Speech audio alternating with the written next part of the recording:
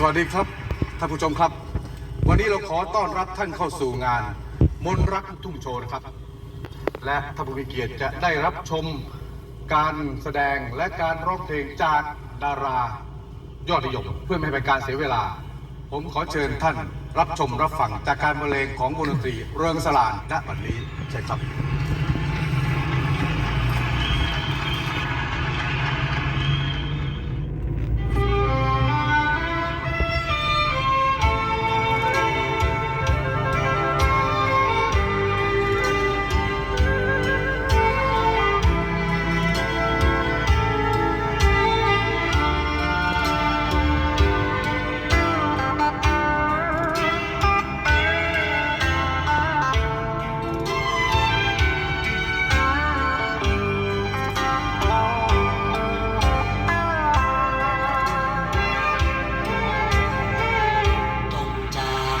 ไปแล้วใครกันเล่าที่จะโลกเล้าเอาใจเมื่อยามที่เราห่างไกลหัวใจของเราแสนเศร้าเพียงใดต้องห่างเธอไปเหมือนใจหลุดลอยก่อนอยู่เคียงกายแล้วใครกันเล่าที่เฝ้าพะเนาพะนอต่อกันเมื่อวันผ่านมารักยังช้ำหวานวันนี้ต้องลาเจ็บจนใจชาเหลือเกินต่อแต่นี้คงไม่มีแม้เงาทิ้งกองฟางที่เคยหยอกเย้าใต้เงาจันทร์ที่เคยเคียงคู่ทุ่งนาคงเหงาคงปวดคงร้าวน่าดูที่มันต้องมารับรู้ว่ายอดชู้จะไปก่อนจากกันไปขอเพียงคำนั้นว่าจะไม่คิดลืมกันยืนยันด้วยคำวาจาว่าเราจะรักจะให้สัญญา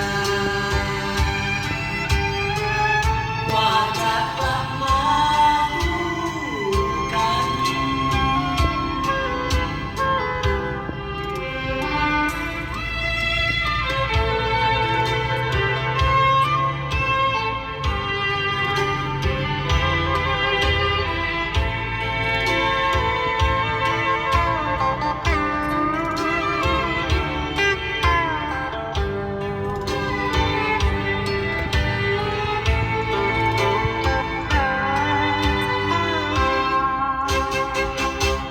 ต่อแต่นี้คงไม่มีแม้เงาทิ้งกองฟางที่เคยหยอกเย้าใต้เงาจันทร์ที่เคยเคียงคู่ทุ่งนาคงเหงาคงปวดคงร้าวน่าดูที่มันต้องมารับรู้ว่ายอดชู้จะไป ก่อนจากกันไปขอเพียงคำนั้นว่าจะไม่คิดลืมกันยืนยันด้วยคำวาจาว่าเราจะรักจะให้สัญญาว่าจะกลับมาคู่กัน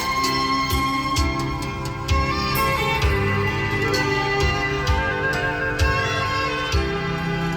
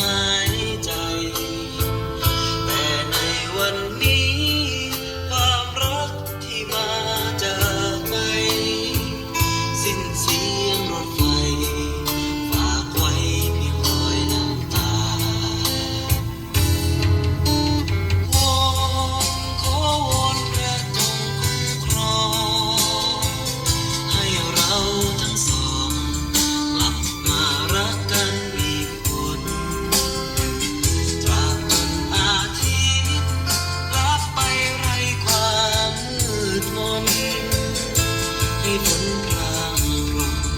หลั่งมาฉโลมดวงใจเมื่อโบกมือ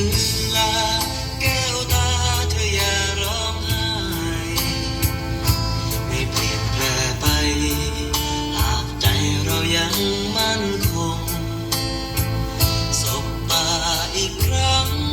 ฝากรักแทนความห่วงใยแววเสียงรถไฟหวั่นใจรักไม่กลับมา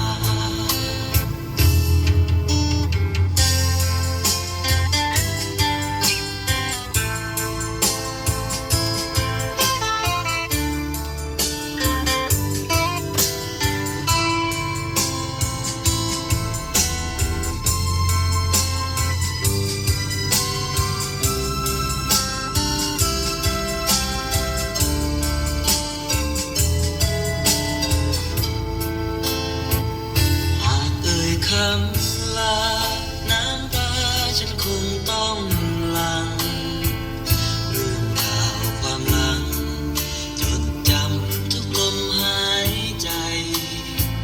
แต่ในวันนี้ความรักที่มาจากไปสิ้นเสียงรถไฟ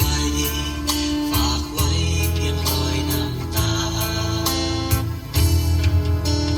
วอนขอวอนพระจงคุ้มครองให้เราทั้งสองกลับมารักกันอีกคนตราบจนอาทิตย์รับไปไร้ความมืดมนให้ฝนพรางพรมหลั่งมาฉโลมดวงใจ เธอโบกมือลาแก้วตาเธออย่าร้องไห้ไม่เปลี่ยนแปลไปหากใจเรายังมั่นคงสบตาอีกครั้งฝากรักแทนความห่วงใยแววเสียงรถไฟหวั่นใจรักไม่กลับมา สิ้นเสียงรถไฟฝากไว้เพียงรอยน้ำตาสิ้นเสียงรถไฟฝากไว้เพียงคำสัญญา